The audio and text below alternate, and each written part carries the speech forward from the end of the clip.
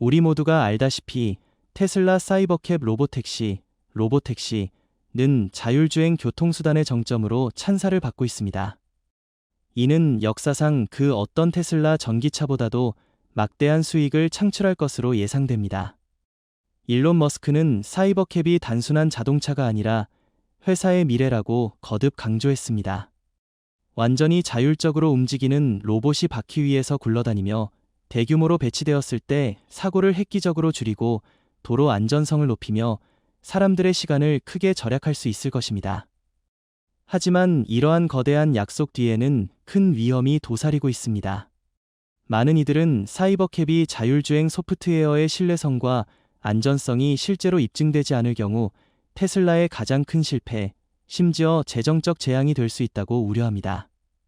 사이버캡은 테슬라뿐만 아니라 소비자들에게도 대담한 도박입니다. 그리고 이번 7월 테슬라가 오스틴에서 로보택시 네트워크를 출범시키면서 이 프로젝트에 참여하거나 투자할 가치가 있는지 알게 될 결정적인 순간이 될 것입니다. 이 대규모 이벤트를 앞두고 일론 머스크는 사이버캡에 대한 몇 가지 중요한 업데이트를 발표했습니다. 자세히 살펴보겠습니다. 2025년 초 일론 머스크와 테슬라는 도전적인 시기를 맞이했습니다. 1분기 수익이 71%나 급감했는데 이는 주로 머스크가 트럼프 행정부에서의 역할과 도지 참여로 논란의 중심에 서며 집중력을 잃은 탓이었습니다. 이러한 소란은 브랜드 이미지를 손상시키고 테슬라의 발전 이야기를 흐리게 했습니다. 하지만 이는 이제 과거의 일입니다.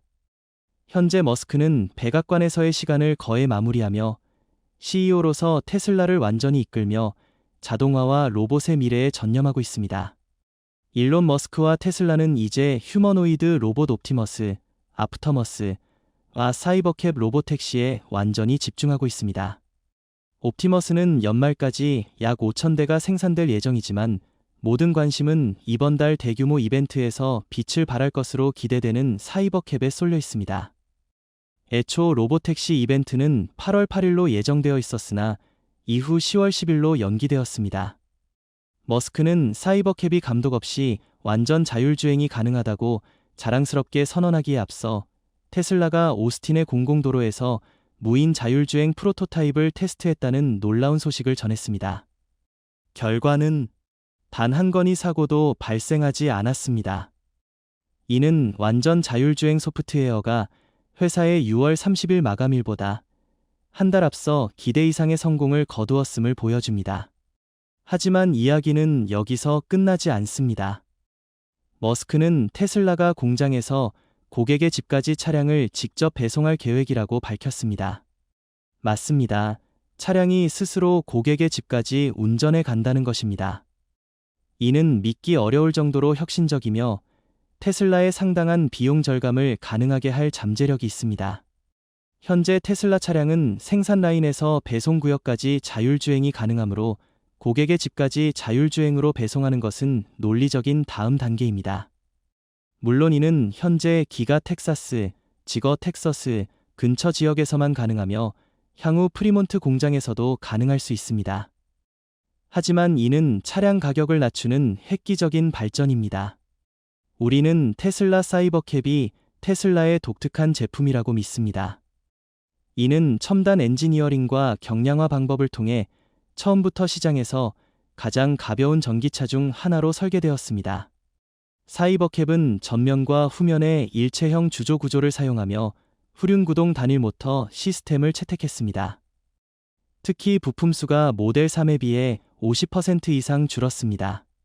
모델 3의 무게는 3,891파운드이지만 사이버캡은 3,000에서 3,200파운드에 불과할 것으로 예상되며 이는 모델 3보다 훨씬 가볍습니다. 주조 구조는 부품 수를 줄이고 복잡한 접합부를 제거하며 차체 무게를 줄입니다. 후륜 구동 단일 모터 시스템은 전체 구동 시스템보다 단순하고 가볍습니다. 차체는 강철이나 알루미늄 대신 폴리우레탄 플라스틱으로 제작되어 무게를 줄이는 동시에 내구성과 부식 저항성을 높여 끊임없이 운행하는 로보택시에 이상적입니다.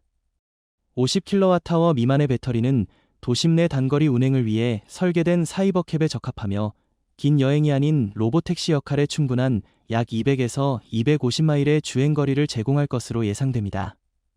내장재는 최소화되었을까요? 2개의 좌석만 있으며 뒷좌석은 없고 대형 스크린이나 불필요한 편의 기능도 없습니다. 이는 다시 한번 무게를 줄이기 위한 선택입니다. 사이버캡의 가벼운 무게는 여러 중요한 이점을 제공합니다. 첫째, 에너지 효율이 매우 높아 마일당 전기 소비량이 적어 운영 비용을 절감합니다. 이는 앨런 머스크가 마일당 20센트라는 가격을 약속한 핵심 요소입니다. 둘째, 낮은 무게는 가속 성능과 민첩한 운행을 개선하여 특히 혼잡한 도시 도로에서 부드러운 주행 경험을 제공합니다. 셋째, 부품수 감소와 가벼운 무게는 테슬라의 생산 비용을 크게 줄여 $30,000 미만의 가격 목표를 지원합니다. 이는 사이버캡을 개인 고객과 로보택시 차량단 모두에게 이상적인 선택으로 만듭니다. 성공한다면 사이버캡은 테슬라의 전기차 업계의 선도적 위치를 강화할 뿐만 아니라 가볍고 효율적이며 합리적인 가격의 로보택시로 도시교통을 재정의할 것입니다. 테슬라는 로보택시 서비스를 신중히 추진하며 오스틴의 가장 안전한 지역에서 제한된 수의 차량으로 시작하고 사전 승인된 승객만 이용할 수 있도록 합니다. 이는 테슬라의 전형적인 방식과는 다른 접근입니다. 모든 활동을 철저히 모니터링하여 문제가 발생하지 않도록 한 뒤 점차 운영 범위를 확대할 계획입니다. 이 기간 동안 앨런과 테슬라의 로비팀은 자율주행 관련 규제를 정립하기 위해 관리자들과 적극적으로 협력하고 있습니다. 이는 미국 의회 의원들과 직접 대화하여 자율주행 기술에 대한 명확한 법적 틀을 구축하려는 노력으로 이 시점은 우연이 아닙니다. 테슬라는 미국 전역에 존재하는 주별, 도시별로 단절된 규칙 대신 통일된 규제가 필요합니다. 5월 초 미국 교통부 장관이 테슬라를 방문했을 때 앨런은 이에 대해 깊이 있는 의견을 나눴습니다. 전국적으로 서비스를 구현하는 핵심 문제는 혼란스러운 규제들을 극복하는 것인데 이는 법적, 운영적 악몽입니다. 오스틴에서의 초기 로보택시 시험은 텍사스의 비교적 유연한 규제 덕분에 가능했습니다. 장기적 비전은 연방 규제로 인해 심각한 제약을 받고 있습니다. 현재 규제는 스티어링 휠이나 페달 같은 전통적 조작 장치가 없는 시험 차량을 최대 2,500대까지 특별 면제만 허용합니다. 이는 테슬라가 초기 로보택시 네트워크의 모델 Y를 사용하는 데 직접적 장애는 아니지만 전용 설계된 사이버캡의 대량 생산과 배치를 가로막는 큰 장벽입니다. 청소가 쉬운 인테리어, 낮은 비용, 간단한 유지보수 설계로 사이버캡은 서비스 확장에 이상적이며 처음부터 자율주행을 위해 만들어진 차량으로 운영 및 유지보수 비용을 줄입니다. 사이버캡은 킬로와트아워당 5.5마일의 효율을 달성할 것으로 기대되며 모델 Y는 약 4마일에 그칩니다. 테슬라는 사이버캡의 광범위한 판매와 운영을 허용하는 연방법이 필요하며 이는 이 네트워크의 수익성을 결정짓는 요소일 수 있습니다. 테슬라는 현재 규제기관의 면밀한 감독을 받고 있습니다. NHTSA는 테슬라의 로보택시 계획을 검토하며 완전 자율주행, FSD, 시스템의 악천후 성능에 대한 명확한 설명을 요구하고 있습니다. 의회가 통과한 명확한 법적 틀은 테슬라의 안정적이고 예측 가능한 규제 환경을 제공할 뿐만 아니라 통일된 규칙 체계를 통해 차량의 안전성을 높입니다. 지난 몇 년간 텍사스 오스틴에서 운전했다면 웨이모의 무인 차량을 본 적이 있을 수 있습니다. 이는 미국의 몇몇 도시에서도 나타나지만 우리가 아는 바에 따르면 웨이모는 특정 지역에 한정되고 지리적 제약과 고해상도 지도에 의존합니다. 이는 테슬라의 전략과 완전히 다릅니다. 웨이모의 CEO는 테슬라의 로보택시 프로젝트를 환상이라며 여러 차례 조롱하고 허황된 약속이라고 비판했습니다. 우리는 이에 동의하지 않습니다. 테슬라는 이 프로젝트에 극도로 진지합니다. 사실 테슬라의 미국 내 완전 자율주행 시스템은 인간 운전자의 99%를 능가합니다. 이는 정말 놀라운 일입니다. 물론 눈, 밤, 비, 안개 같은 복잡한 조건에서는 어려움을 겪을 수 있지만 정상적인 조건에서는 우리가 관찰한 바에 따르면 매우 매끄럽게 작동합니다. 2025년 1분기 테슬라 재무보고에서 엘론은 로보택시 서비스가 6월 말 또는 7월 초에 일반 공개될 것이며 내부 직원과 초대된 베타 테스터들과의 시험 시간을 충분히 가질 것이라고 밝혔습니다. 이 일정은 꽤 구체적이지만 오스틴에서 로보택시를 체험하려면 7월 초를 목표로 하는 것이 좋습니다. 일정이 변경될 가능성이 있기 때문입니다. 이제 테슬라가 로보택시 출시에 준비된 듯 보이니 초기 시험 단계에서 얼마나 빠르게 확장할 수 있을지 지켜보는 것이 흥미로울 것입니다. 모든 고객에게 더욱 흥미로운 소식이 있습니다. 최근 프리몬트 공장에서 테슬라 모델2가 다시 발견되었습니다. 모델2는 여전히 위장막으로 덮여 있어 앞부분과 뒷부분이 가려졌습니다. 하지만 이는 모델 Y보다 작은 크기와 깔끔한 크로스오버 형태를 숨길 수 없었습니다. 우리를 놀라게 한 점은 모델2가 사이버캡처럼 이문 디자인으로 보인다는 것입니다. 이에 대해 어떻게 생각하시나요? 지금까지 많은 이들이 테슬라가 저렴한 모델2를 곧 출시할 것이라는 점을 믿지 않습니다. 대부분은 직접 보지 않으면 믿지 않겠다고 말합니다. 앨런 머스크가 2년 전 저렴한 테슬라에 대해 암시한 이후 사람들은 그 사양과 디자인에 대해 떠들썩했습니다. 모두가 작고 도시 친화적이며 합리적인 가격의 테슬라에 열광했지만 모델2가 실제로 나타나지 않은 것이 이상합니다. 모델2의 지연에 대해 여러 원인이 제기되었습니다. 일부는 모델2가 높은 수익을 내지 않아 테슬라의 최우선 순위가 아니라고 주장합니다. 하지만 더 설득력 있는 주장은 테슬라가 3만 달러 미만의 차량을 만드는데 어려움을 겪고 있다는 것입니다. 그들은 보통 고급 차량으로 두각을 나타냈습니다. 그래서 일부는 모델2가 주식 가격을 띄우기 위한 전략일 뿐 앨론의 가장 과장된 주장이라고 생각합니다. 이전에는 우리도 이 의견에 동의했지만 모델2의 지연 이유는 일시적인 장애물일 가능성이 높습니다. 생산 계획이 조정되고 공급망 문제가 거의 해결된 지금 모델2는 예상보다 빨리 출시될 것입니다. 다음 달 중순에 공개될 것으로 확인되었으며 이는 앨런 머스크가 올해 초 발표한 대로 올해 상반기 내에 저렴한 차량이 시장에 나올 것이라는 약속과 일치합니다. 그렇다면 모델2는 무엇일까요? 앞서 언급했듯이 모델2는 완전히 새로운 차량이 아닙니다. 이는 본질적으로 모델 Y의 축소된 버전입니다. 앨런 머스크와 라스 모라비는 모델2가 동일한 생산 라인에서 제조될 것이며 테슬라가 3만 달러 미만의 차량을 만드는 노력의 일환이라고 확인했습니다. 앨런은 심지어 이렇게 선언했습니다. 이는 테슬라 역사상 가장 대량으로 생산될 차량이 될 것이며 생산 속도는 모델 Y를 능가할 것입니다. 25천 달러의 가격을 달성하기 위해 테슬라는 모델2를 최대한 간소화하도록 설계했습니다. 사실 모델 3이나 모델 Y의 스타일에 익숙한 일부 고객들은 이에 만족하지 않을 수 있지만 이는 필수적인 타협입니다. 먼저 배터리에 대해 이야기해 봅시다. 이는 테슬라가 모델2를 현실화하는 데 핵심 요소입니다.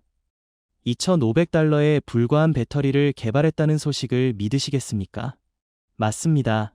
이는 완전히 사실입니다. 모델2의 배터리는 많은 이들이 예상했던 65kWh나 75kWh가 아닙니다. 최근 테슬라 뉴스와이어의 공식 보고서에 따르면 모델2는 50에서 55kWh 정도의 더 작은 배터리를 사용합니다. 이는 테슬라가 가장 비용 효율적인 배터리 중 하나인 LFP 배터리를 선택할 것이라는 우리의 예측과 일치합니다. 맞습니다. 이는 고성능이나 높은 에너지 밀도를 자랑하는 기술은 아니지만 저렴한 가격과 높은 안전성이 큰 장점입니다. 솔직히 말해 모델2는 뛰어난 성능을 목표로 하지 않습니다. 그런 성능을 원한다면 이 차량을 선택하지 않을 것입니다. LFP 배터리는 모델2를 위해 특별히 설계된 듯합니다. 이는 생산 비용을 낮추면서도 우수한 효율성을 보장합니다. 실제로 모델2의 전체 배터리 비용은 약 2,500달러로 추정되며 이는 차량 가격의 약 10%를 차지합니다. 어떻게 이런 일이 가능했을까요? 최근 몇 년간 배터리 가격은 원자재 가격 하락 덕분에 크게 줄었습니다. 예를 들어 리튬 카보네이트의 가격은 2022년 약 7만 달러에서 2024년 톤당 15,000달러 이하로 떨어졌습니다. 최신 연구에 따르면 2023년 초 LFP 배터리의 가격은 킬로와트 시당 110에서 124달러였습니다. 하지만 2024년에는 킬로와트 시당 약 60달러로 줄었고 2025년 초에는 킬로와트 시당 약 50달러까지 내려갔습니다. 이 가격으로 50kW 시 LFP 배터리는 테슬라가 약 2,500달러에 생산할 수 있으며 CATL 이 주요 공급업체가 될 것입니다. 믿기 어렵지만 모델2는 비교적 작은 배터리를 사용하면서도 300마일의 주행 범위를 달성할 수 있어 모델3이나 모델 Y에 뒤지지 않습니다. 사실 50kW 시 배터리는 약 250마일의 주행 범위를 제공하지만 모델2는 가벼운 무게와 간소화된 설계로 공기역학 성능이 개선되어 최소 40마일의 추가 주행 범위를 확보할 수 있습니다. 앨런 머스크는 300마일 이상의 주행 범위가 일상적인 대부분의 필요를 충족한다고 강조했습니다. 실제로 300마일을 쉬거나 충전 없이 운전해야 하는 운전자는 드물기 때문에 이 주행 범위는 매우 합리적이며 일반적인 사용에 있어서 기대 이상입니다.